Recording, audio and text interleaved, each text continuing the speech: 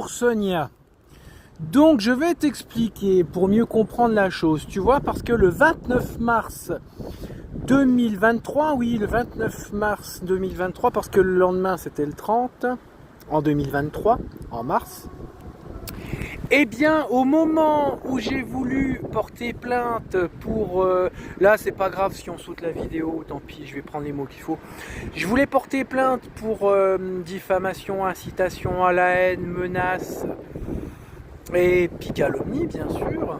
Mais ce qui s'est passé le jour-là, donc le 29 mars 2023, de devoir porter plainte, je me suis retrouvé par minimum une quinzaine de policiers qui m'ont agressé sexuellement. Donc exactement, il y a eu attouchement sans pénétration digitale et agression sexuelle. Et on m'a forcé à m'exhiber devant une quinzaine de policiers qui m'humiliaient, à leur montrer mon zboob, ma quéquette, mon zizi. Voilà. Donc en plus de ça, je me suis renseigné, j'ai pu comparer sur une autre garde à vue qui n'avait pas du tout le droit à faire ça, et puis te forcer à exhiber ton intimité. Je vois pas le problème, ils voulaient comparer la taille de mon zizi ou quoi, je sais pas ce qu'ils voulaient faire, mais ils l'ont fait. Donc suite à ça, j'ai voulu porter plainte et à défaut, parce que un homme, quand un homme se retrouve, par une quinzaine de personnes sexuellement agressées et dans la pyramide du viol, donc violées, voilà.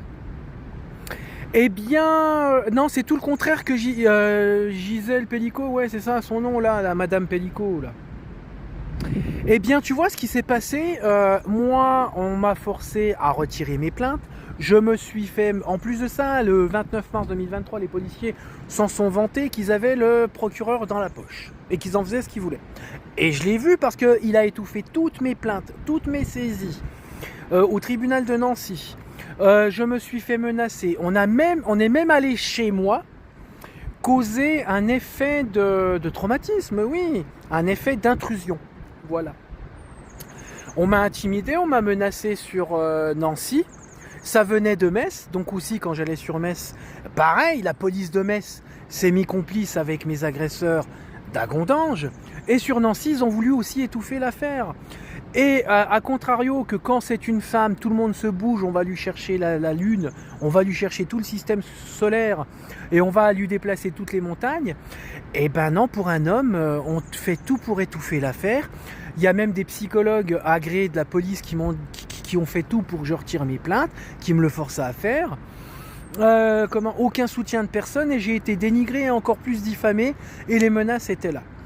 Donc voilà, donc tu vois la comparaison. Et puis en plus de ça, point de vue public, lambda, civil et tout ça, bah bien sûr, quand t'es un homme, on te le dit. On dit comme les médias, la police, et puis et les magistrats, d'aller t'isoler, aller t'enlever la vie en silence, car tu gênes les tendances de mode, et tu gênes la bien-pensance, voilà. Tu vois, les bienséances. Et ensuite, on a toujours essayé d'étouffer on m'a poussé donc en dépression.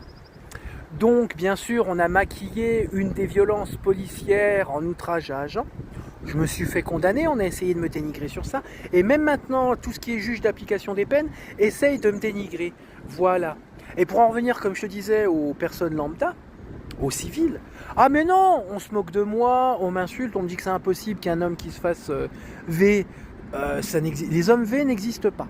Un homme ne s'est jamais fait V. Ou c'est vraiment ridicule, t'avais pas à te laisser faire, voilà. Donc, et puis pour vous dire, dans ce qui m'entoure comme personne, sur, allez, on va dire 25 personnes, il n'y a qu'une personne sur 25 personnes environ qui me dit vas-y, fonce, te gêne pas, continue, sois plein d'abnégation pour te défendre, c'est une belle cause. Mais autrement, le reste me dénigre, le reste me dit ça vaut pas le coup d'y aller parce que je suis un homme, je ne mérite pas d'être défendu et que la justice me venge.